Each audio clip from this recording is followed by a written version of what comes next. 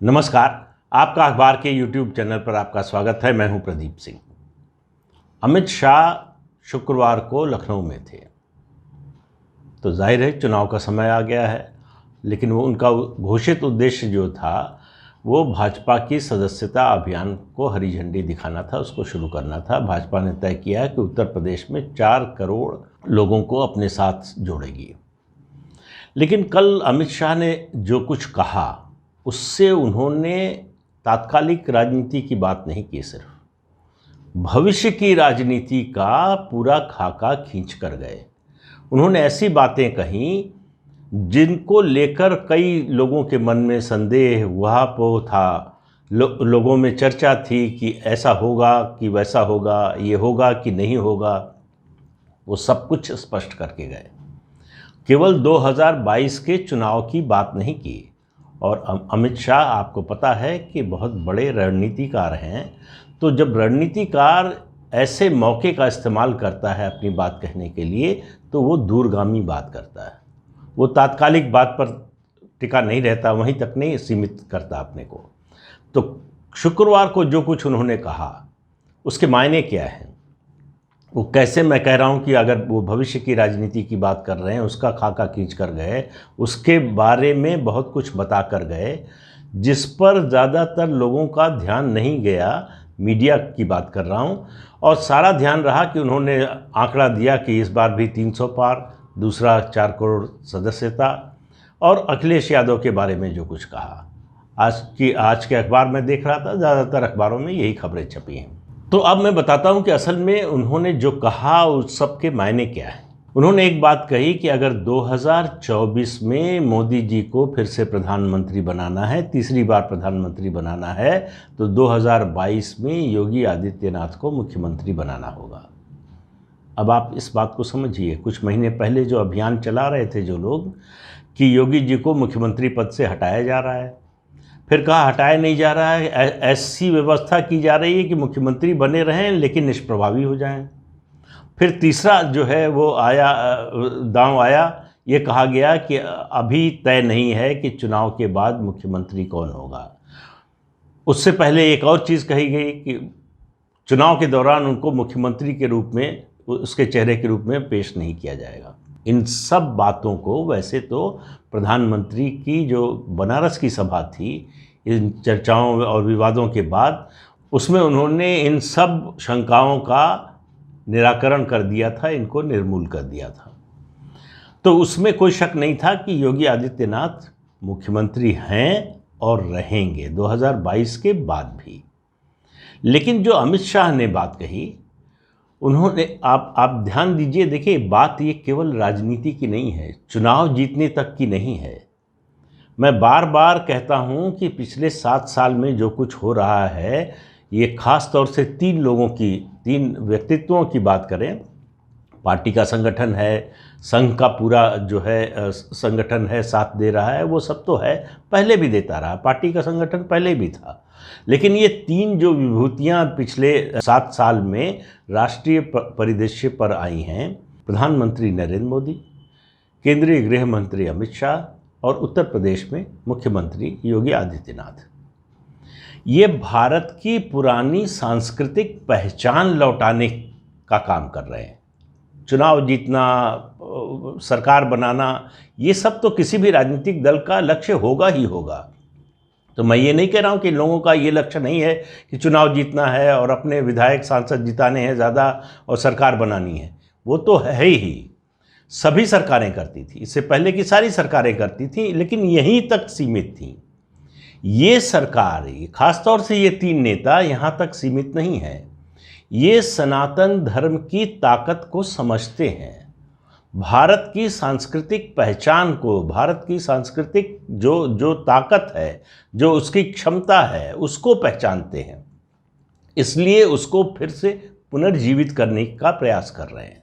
अब सोचिए, आप जो बात कही अमित शाह ने शुक्रवार को लखनऊ में, उन्होंने कहा कि उत्तर प्रदेश जैसे राज्य की पहचान, जहां राम जन्मभूमि हो, कृष्ण जन्म स्थान हो, बाबा भोलेनाथ का, शंकर भगवान का स्थान हो, काशी नगरी हो, उसकी पहचान किस रूप में थी? उसकी पहचान उन्होंने जोड़ा मुगलों से लेकर 2017 तक। ध्यान से इस तारीख को, इस उन्होंने जो ये पीरियड बताया है, समय खंड बताया है, उस पर ध्यान देना चाहिए। इसमें उन्होंने अपनी पिछली सरकारों को भी नहीं बख्शा है। तो केवल राजनीति की बात नहीं कर रहे थे, केवल बीजेपी की बात नहीं कर रहे थे। वो चाहते तो कह सकते थे कि बीच में जो बीजेपी की सरकारें आईं उनका रवैया अलग था, उससे ये क्वालिफाई कर सकते थे। नहीं किया उन्होंने नहीं किया। मेरा मानना है कि जानबूझकर नहीं किया, क्योंकि फोकस नहीं हटाना चाहते थे।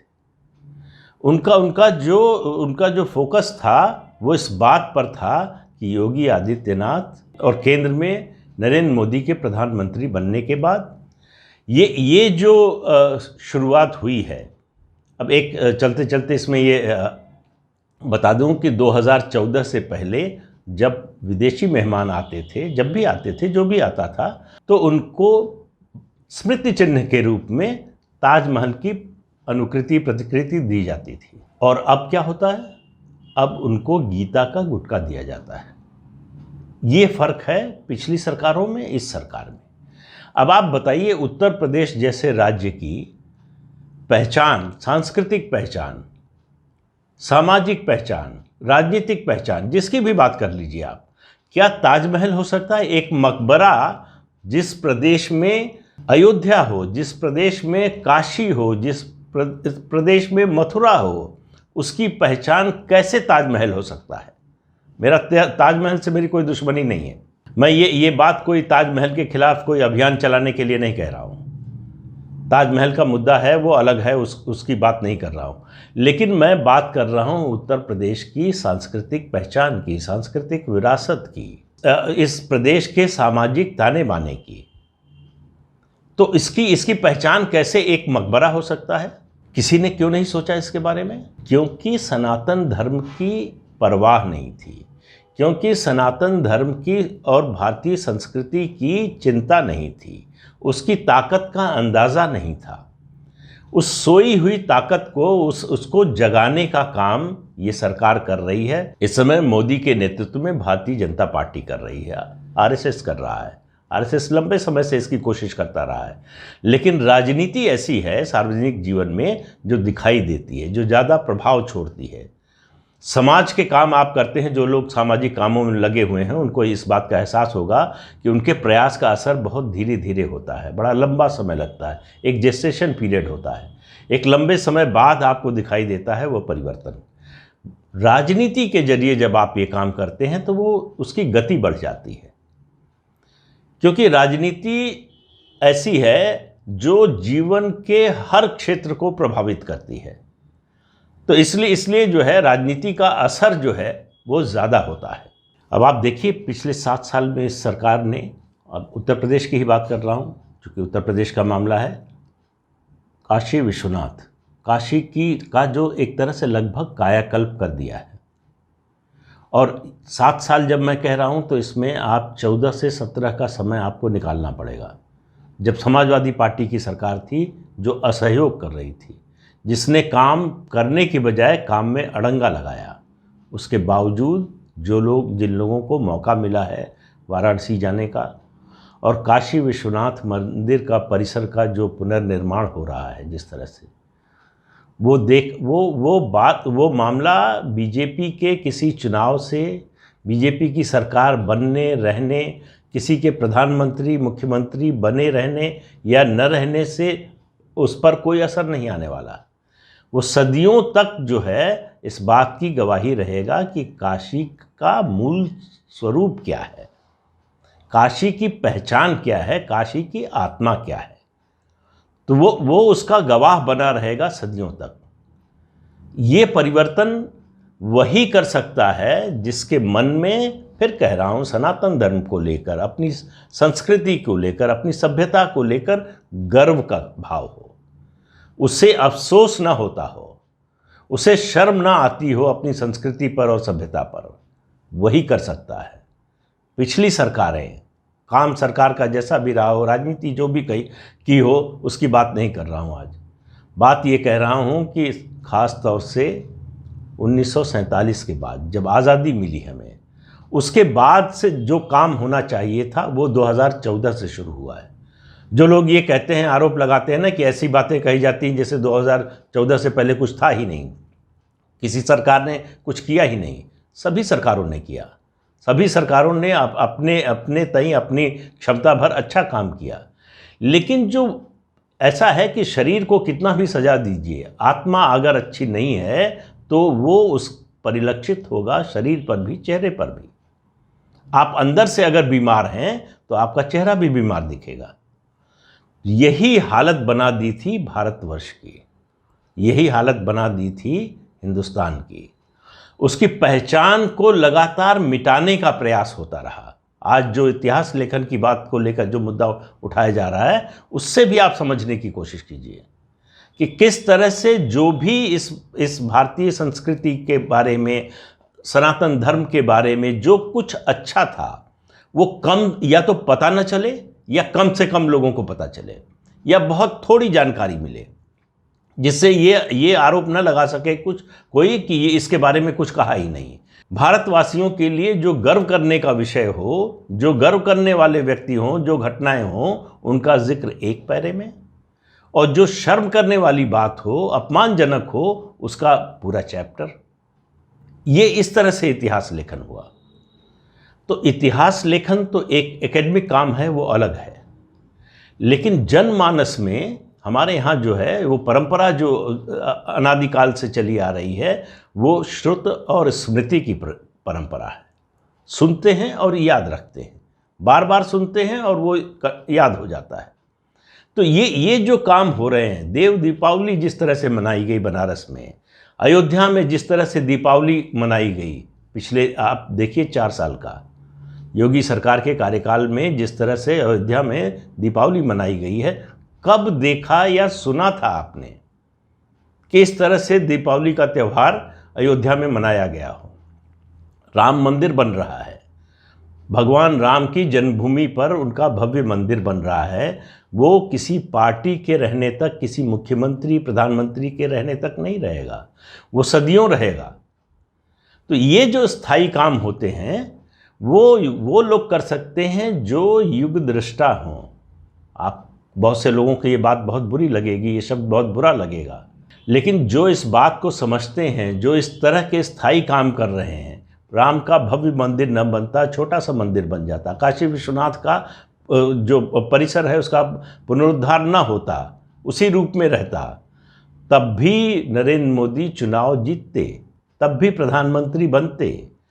प्रधानमंत्री बनने के रास्ते में वो कोई रोड़ा नहीं था कि वो प्रधानमंत्री बनने के लिए या योगी आदित्यनाथ जो है मुख्यमंत्री बनने के लिए अयोध्या में इस तरह से दीपावली का आयोजन कर रहे हैं, बरसाने में होली का आयोजन कर रहे हैं, मथुरा में कृष्ण जन्मभूमि पर कृष्ण जन्म स्थान पर इस तरह के कार्यक्रम हो रहे हैं, मथुरा में 10 किलोमीटर के दायरे में शराब और मांस की बिक्री पर रोक लगा रहे हैं। ये सब काम करके चुनाव जीतने के लिए ये सब काम नहीं होते हैं। ये सब काम समाज को बदलने के लिए होते हैं, समाज की जो खोई हुई शक्ति है उसकी पुनर्स्थापना के होते हैं। जो ये सरकारें काम कर रही हैं, आज देश में एक बड़ा तबका ऐसा है, दुर्भाग्य से उनका पूरे एकेडमिक वर्ल्ड पर और पूरे जो लोग ओपिनियन मेकर्स हैं, उनमें बहुतायत बहुमत ऐसे लोगों का है जो भारतीय संस्कृति की, भारतीय चेतना के विरोधी हैं। उन्हें पश्चिम अच्छा लगता है, उसमें कोई बुराई नहीं है, आपको पश्चिम अच्छा लगता है, अच्छी बात है, लेकिन आप भारतीय संस्कृति को बुरा बताएं उसके लिए, क्योंकि पश्चिम को अच्छा साबित करना है। आप हिंदू धर्म की, सनातन धर्म की आलोचना इसलिए करें, उसके विरोध में सिर्फ इसलिए खड़े हो जाएं जिससे आपको धर्मनिरपेक्ष माना जाए। ये प्रवृत्ति, जो सच है उसको सच कहना, जो हमारी सांस्कृतिक विरासत है उसको स्वीकार करना, ये काम हो रहा है उत्तर प्रदेश में। अमित शाह ने राजनीति की भी बात की, एकदम साफ कर दिया कि उत्तर प्रदेश का चुनाव भाजपा बनाम सपा होगा, और अखिलेश यादव को कटघरे में खड़ा कर दिया। कहा कि भाई आप ये सब छोड़ दीजिए, इस सरकार ने कितना काम किया इसके बारे में लोग मुख्यमंत्री आदित्यनाथ से पूछेंगे, जो 2 उप मुख्यमंत्री हैं उनसे पूछेंगे, प्रदेश अध्यक्ष जो भारतीय जनता पार्टी के हैं उनसे पूछेंगे, ये लोग जवाब देंगे। आप तो सिर्फ एक सवाल का जवाब दीजिए, आप कितने दिन पिछले 4.5 पौने 5 साल में विदेश रहे? और अगर इसका हिसाब देंगे, मैं कह रहा हूँ, अखिलेश यादव, तो आपको पता चलेगा जितने दिन वो ज़मीन पर रहे, लोगों के बीच में गए, उससे ज़्यादा समय विदेश में रहे होंगे। संख्या थोड़ी इधर उधर हो सकती है, लेकिन सवाल ये है कि 4.5 साल तक विपक्ष कहाँ था? जो सवाल उठाया अमित शाह ने कि कोरोना के समय में कहाँ थे अखिलेश यादव, मायावती, प्रियंका वाड्रा, ये लोग कहाँ थे? योगी आदित्यनाथ मुख्यमंत्री थे, कोरोना से संक्रमित हो गए, 14 दिन आइसोलेशन में रहे, 15वें 16वें दिन से लोगों के बीच में थे। उस स्थिति में भी, और जब आइसोलेशन में थे तब भी काम कर रहे थे, ऑनलाइन और वीडियो कॉन्फ्रेंसिंग के जरिए तब भी काम चल रहा था, लेकिन बाकी लोग कहाँ थे? अब सवाल ये है कि ये जो 300 का आंकड़ा दिया है, आंकड़ों में ज़्यादा नहीं पड़ना चाहिए। सवाल ये है कि जो पिछली बार स्थिति थी और अब जो राजनीतिक स्थिति है उसमें कितना बड़ा परिवर्तन आया? क्या भारतीय जनता पार्टी कमज़ोर हुई है या समाजवादी पार्टी ज़्यादा मजबूत हुई है? इन सब सवालों का जवाब किसी और वीडियो में दूंगा, लेकिन इतना तो निश्चित है कि अमित शाह ने 2022 के उत्तर प्रदेश चुनाव का टोन सेट कर दी है। उन्होंने बहुजन समाज पार्टी और कांग्रेस का नाम भी नहीं लिया।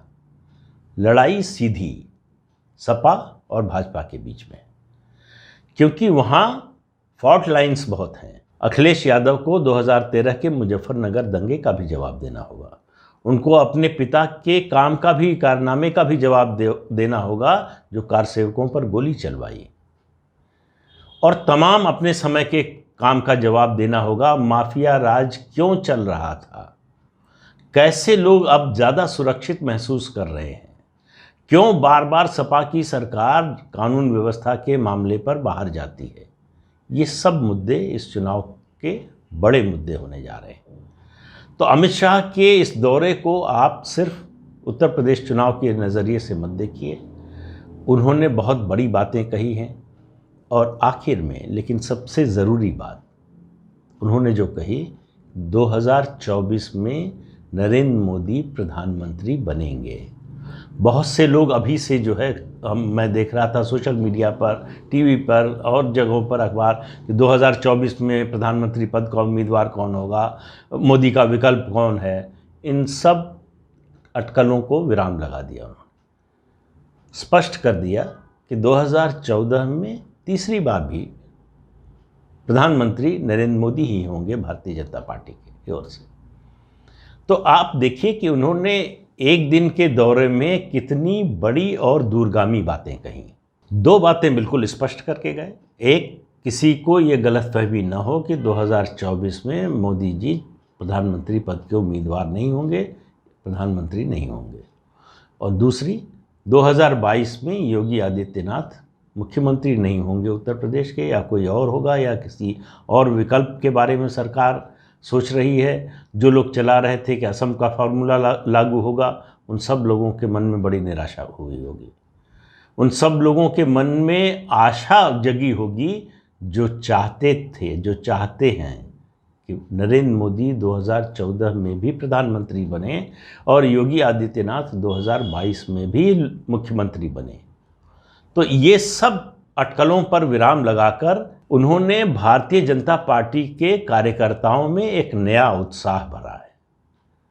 ये कार्यकर्ताओं को प्रोत्साहित करने के लिए भी है। लोगों जो भाजपा के समर्थक हैं, उनके मन में भी अगर कोई शंका थी, उनको भी दूर करने के लिए था, और भविष्य की राजनीति के लिए तो था ही। तो आज के अंक में इतना ही। अगले अंक में फिर मिलेंगे किसी नए मुद्दे के साथ। तब तक के लिए इजाज़त दीजिए। नमस्कार। आपसे अनुरोध है कि ये चैनल देखिए, शेयर कीजिए, लाइक कीजिए और सब्सक्राइब ज़रूर कीजिए। नमस्कार।